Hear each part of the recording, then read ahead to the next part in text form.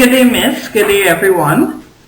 We are Group 6 and we are here today to present our business plan for our breakfast house. Our members consist of Charlene Devital, Gail Sanilal, and Roseanne Ramjatan. Next, we look at our cover page, just giving a brief description of who we are and what we are. This is our presentation overview. The breakfast house was founded by Gail Sanilal, Roseanne Ramjatan, and Charlene Devital. Our business will be located at the water taxi terminal at Kings Wharf, San Fernando, with an expected start date of January 1st, 2018. We intend to create a breakfast establishment that offers gluten-free, sugar-free, and dairy-free breakfast options to meet the demands of our target customers. Our initial startup capital will be $150,000. Our food offering consists of Rivita crackers and tuna, whole wheat tortilla wraps with oven-fried fish, grilled chicken, beans and vegetable, oatmeal, fruit bowls, juices, smoothies, tea and coffee. Next, we look at the industry, which according to the World Factbook, our import bill is over $7 billion and consumption on goods and services is 59%, which shows that customer wants and needs are changing based on the consumption and the import bill. We also looked at our PESTEL analysis, which is the political, economic, social, technological, legal and environmental factors. These are things that can affect our business operations. And next we look at our 5 forces model. This model will determine how attractive our business venture is in the food industry with these 5 forces. Next we look at the company, which is a partnership agreement, and according to the World Health Organization, data show that diabetes and heart disease have been increasing, hence the reason for this healthy breakfast offering.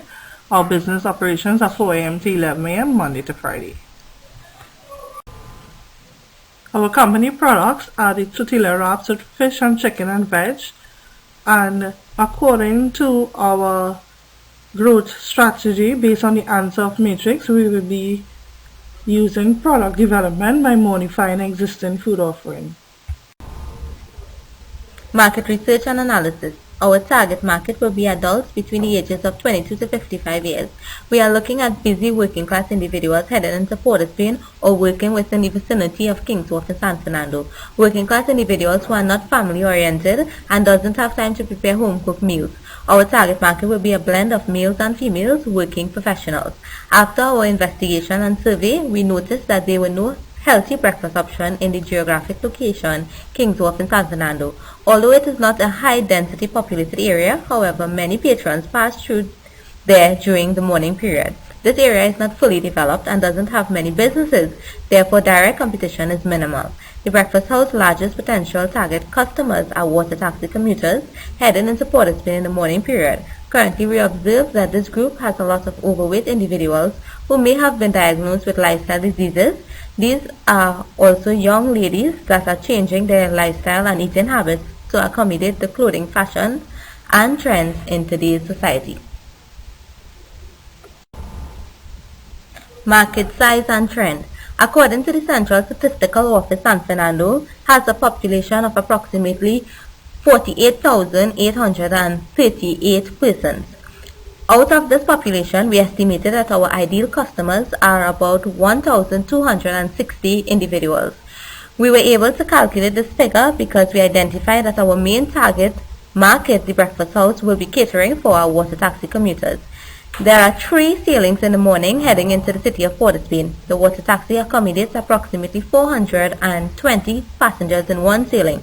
However, although we listed that our ideal customers are 1,260, we have decided as management to cater for only 700 at the initial stage until there is a significant need for our product in the market.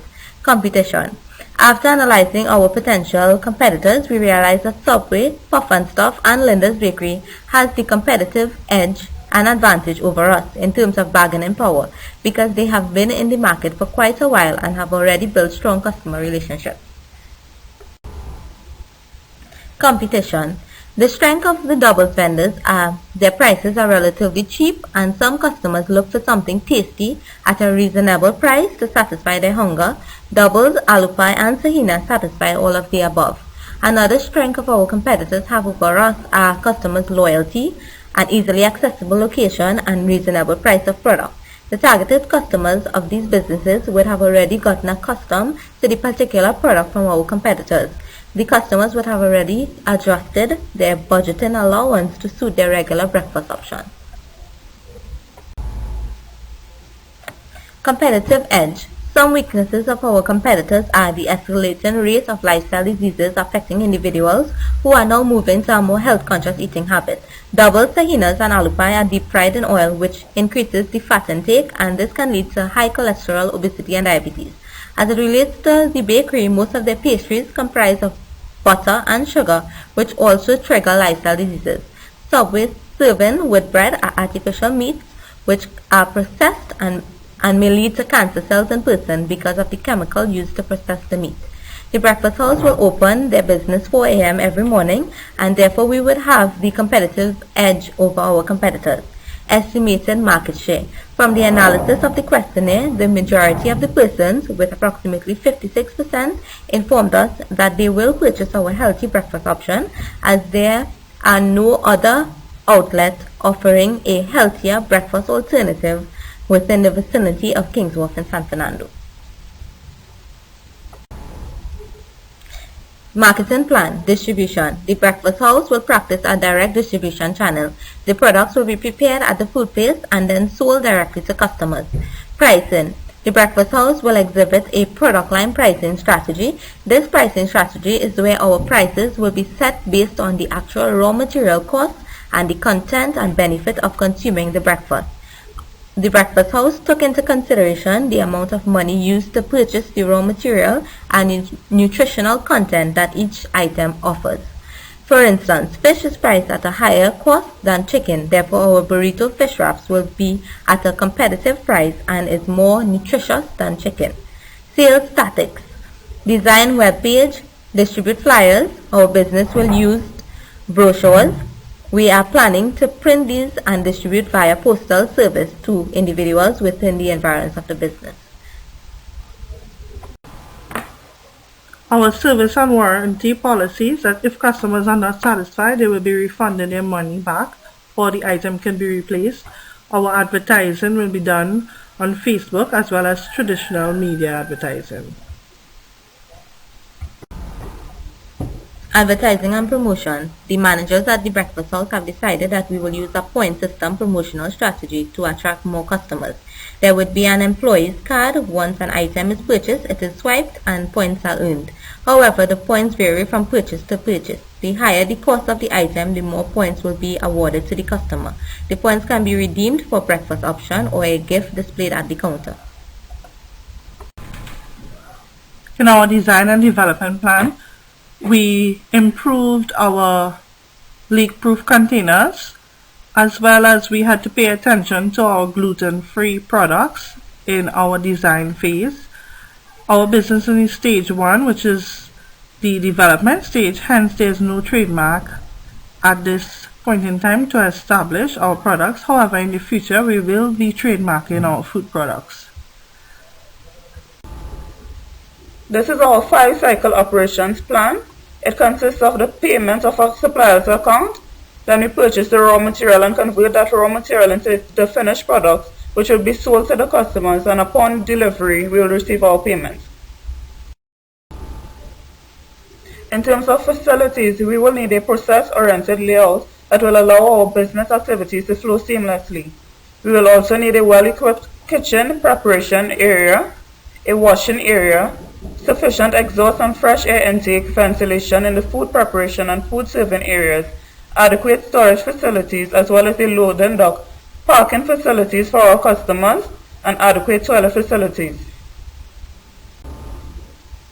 Because our proposal is to create a breakfast establishment, some of the equipment we would require in order to ensure that our business processes flow smoothly are industrial grade equipment such as refrigerators and freezers, ovens and grills, ventilation hoods, stainless steel preparation tables, and stainless steel dishwashers. Our supply chain diagram illustrates the networking relationships between our company and our suppliers. It represents the steps we will be required to take in order to get our products to our target customers. The first step in our supply chain diagram is from the wholesaler to the distributors, then to the retailer, and then to our customers. Next we have inventories. We will not be purchasing our inventory in large portions due to factors such as perishability of raw material as well as insufficient storage areas at the water taxi terminal.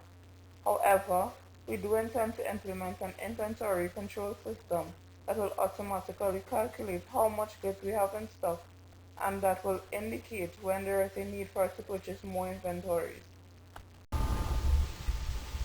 Our organizational structure is fairly flat, comprising of 3 employees. Our general manager will be Gail Sonilal, responsible for financials as well as purchasing our inventory and overseeing our staff. Roseanne is the chef and she will be responsible for food preparation. And I am the cashier and I'll be responsible for conducting cash transactions as well as taking orders.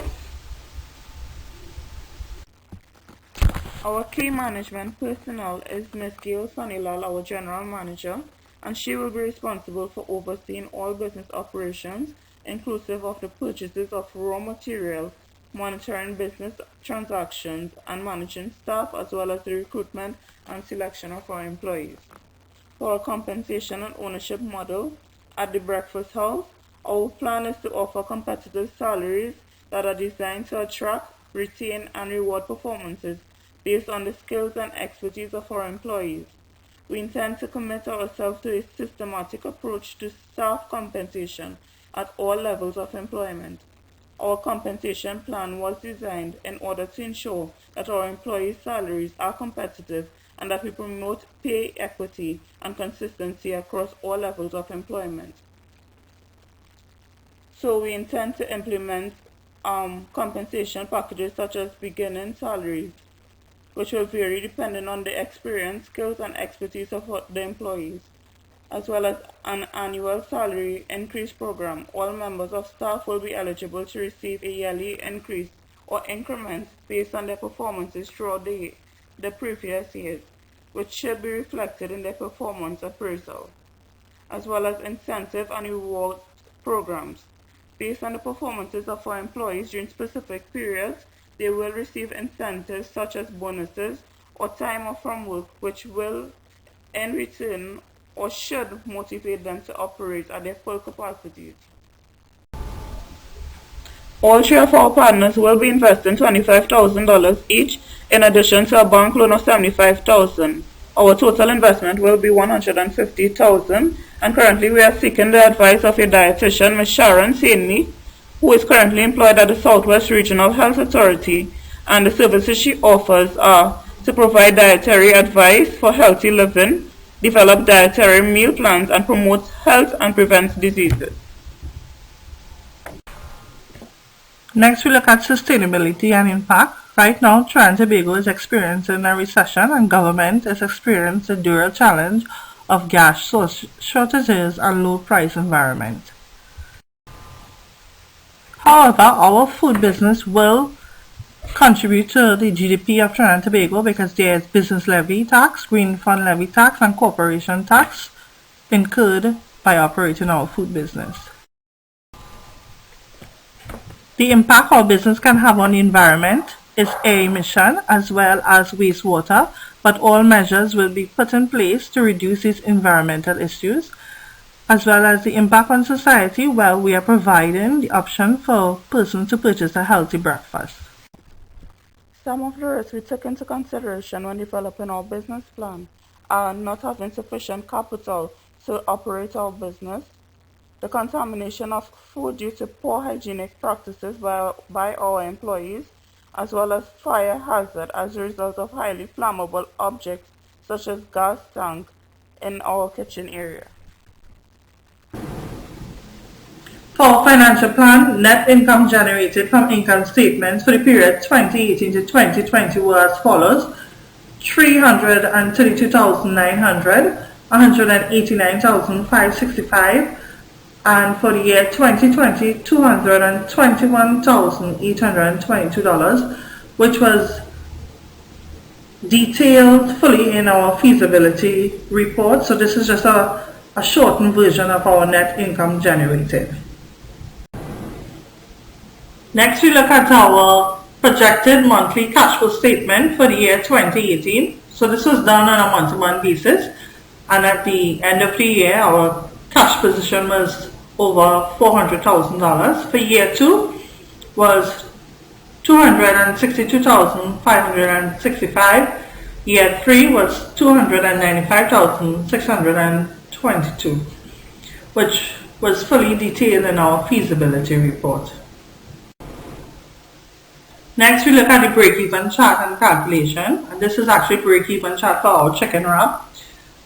At the x-axis, you will see the amount of units, which our maximum amount is 5,000, and on your y-axis, you will see revenue, costs, and profits, which amounts to $230,000.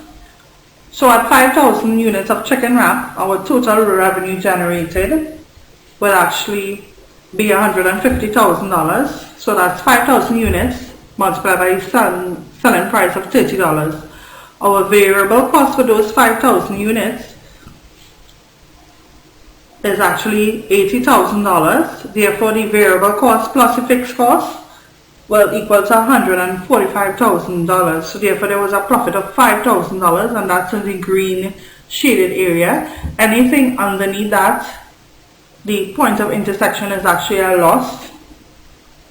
So break-even point for us in terms of the chicken wrap is 3,900 units. This is where the business neither made a profit nor a loss, but where the lines intersect, it identifies where total revenue generated is equal to the total cost incurred. And this is just for one of our product offerings. We have 8 product offerings, so the same principle applies in working out whether the business made a profit for each one of the offerings. Next, we look at our proposed company offering. The Breakfast House expects to raise $75,000 of its own capital and borrow $75,000 from the bank with an expected payback period of 6 years. This provides the bulk of the current financing required. However, with the sales generated for the first few years, this will be used to fund our business operation as well as pay back our loans for the 6-year period and our capital investment. Next, this is just an average cost of some of the equipment we will need to get our business started. For our return on investment, we expect to get 221% in the first year, 126% in the second year, 147% in the third year, and 151% in the fourth year.